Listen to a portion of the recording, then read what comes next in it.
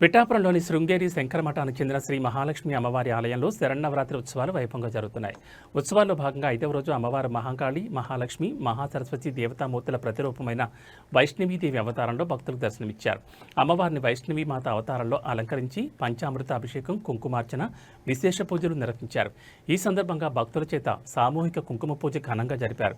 అలాగే శ్రీచక్రార్చన, నవవరణార్చన, చండీ, రుద్రహోమాలు తదితర పూజా కార్యక్రమాలను ఆలయ ఉత్తరాధికారి, వాగ్దేవి పీఠం వ్యవస్థాపకులు ఇంద్రగంటి గోపాలకృష్ణ శర్మ పర్యవేక్షణలో పండితులు నిర్వహించారు.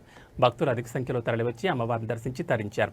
ఈ సందర్భంగా ఇంద్రగంటి గోపాలకృష్ణ శర్మ మీడియాతో మాట్లాడారు.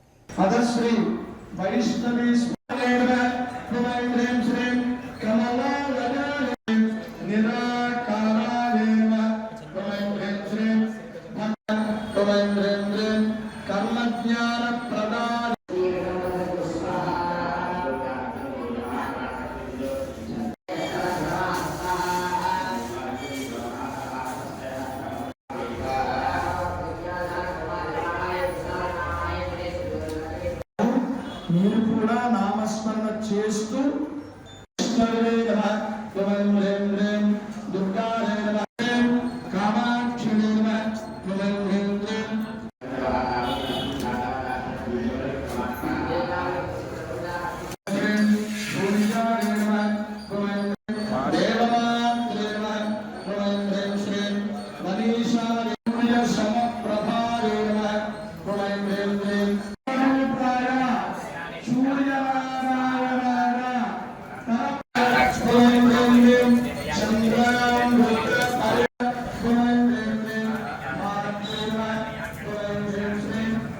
हरि ओं श्री गुरुभ्यो नमः। शृंगेरी शंकरमठम पिठापुरम श्री महालक्ष्मी देवस्थानंలో శరన్నవరాత్రి మహోత్సవం వైభవంగా 5వ రోజు కార్యక్రమాలు ప్రారంభమయ్యాయి. చండీ సప్తశతి పారాయణ, చండీ హోమం జరుగుతుంది. అమ్మవారిని వేళ వైష్ణవీ రూపంతో అలంకరించడం జరిగింది. కనుక విష్ణుశక్తి చైతన్యమే, విష్ణుశక్తి స్వరూపమే వైష్ణవీదేవి.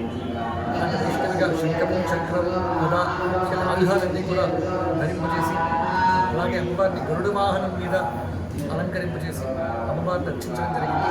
వైష్ణవీ శక్తిగా అమ్మవారిని రక్షిస్తున్న రోజున అలాగే ప్రధానంగా కలశారాధన చేసిన చోట, అమ్మవారిని స్థాపన చేసిన చోట మిగతా సహస్రనామములు, అలాగే ప్రసిద్ధి ఖడ్గమాల మొదలైన నామములతో అర్చన చేయడం, అదేవిధంగా శ్రీచక్రార్చన, నవాభరణార్చన కూడా పూర్తి చేయడం జరిగింది. అమ్మవారి తీర్థప్రసాదములు ఇప్పుడు అందరికీ ఇవ్వడం జరుగుతుంది. వైభవంగా కార్యక్రమాలన్నీ అమ్మవారి అనుగ్రహంతో బాగా జరుగుతూ ఉన్నాయి. అదేవిధంగా మొదటి రోజున శ్రీమద్ దేవీ భాగవతాన్ని, వ్యాస మహర్షి మనకి అందించిన దేవీ భాగవతాన్ని ప్రారంభం చేయడం జరిగింది. మన 2వ రోజు ఉంది. దేవీ భాగవతాన్ని కూడా ప్రవచనం సాయంత్రం 6 గంటల 30 నిమిషాల నుంచి 8 గంటల వరకు దేవీ భాగవతం ప్రవచనం ఉంది. అనంతరం అమ్మవారికి హారతులు, విరాటమంత్ర రోజు కార్యక్రమాలు జరుగుతాయి. కార్యక్రమాలను తొలగించి ప్రతిష్టలతో అమ్మవారి యొక్క అనుగ్రహాన్ని పొంది తీర్థప్రసాదం స్వీకరించి